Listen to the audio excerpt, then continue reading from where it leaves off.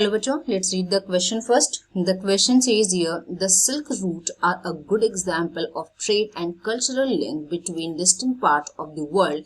Explain with examples. Or how did Silk Routes link the world? Explain with 3 examples. Describe the significance of Silk Route in the pre-modern period in the field of trade, cultural exchange and religion. Question में आपसे पूछ रहा है कि किस तरीके से silk route ने कल्चरल लिंक और ट्रेड दोनों को between the distinct part of the world create किया.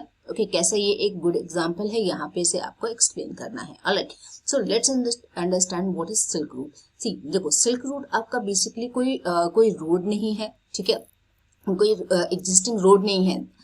सिल्क रूट आप उसे कहते हो जिसके through the route through which China has done the exports.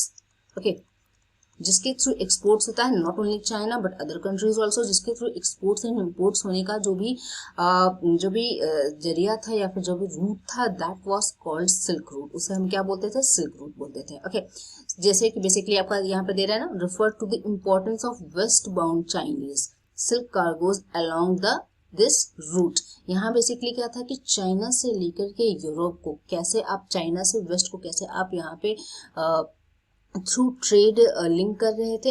ये जो रूट था जिसके थ्रू आपका एक्सपोर्ट इंपोर्ट होता था, that was called what? That was called silk root.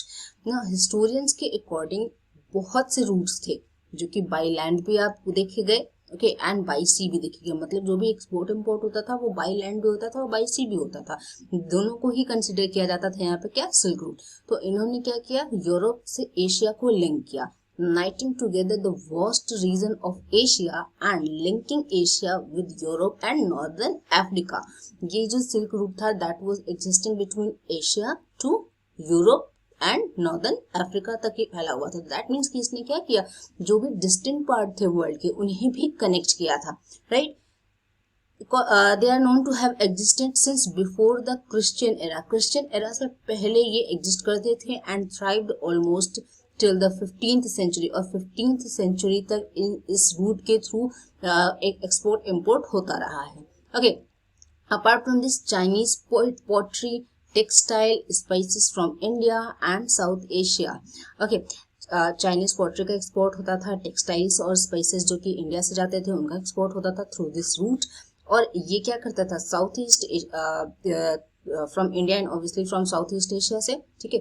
और रिटर्न में हमारे पास क्या आता था? मतलब आपका जब चाइनीज पॉटरी गई या टेक्सटाइल गया, स्पीसीज गई, तो उसके रिटर्न में जो आता था, in return precious metals like gold and silver float from Europe to Asia. Europe से एशिया में क्या एक्सपोर्ट इंपोर्ट होता था? रिटर्न में आपको अगर चाइनीज पॉटरी या टेक्सटाइल्स गया तो वहां से रिटर्न में आता था आपका gold and silver to Asia. So this was the route जिसने पूरे ही वर्ल्ड को क्या किया था? ज्वाइन लिंक करके रखा हुआ था. राइट, एशिया से लेके यूरोप, यूरोप से लेकर के अफ्रीका तक, और जिसके थ्रू आप जिसके through till 15th century export import चलता रहा था. That was called what? That was called silk route. I hope you understood it well. Best of luck.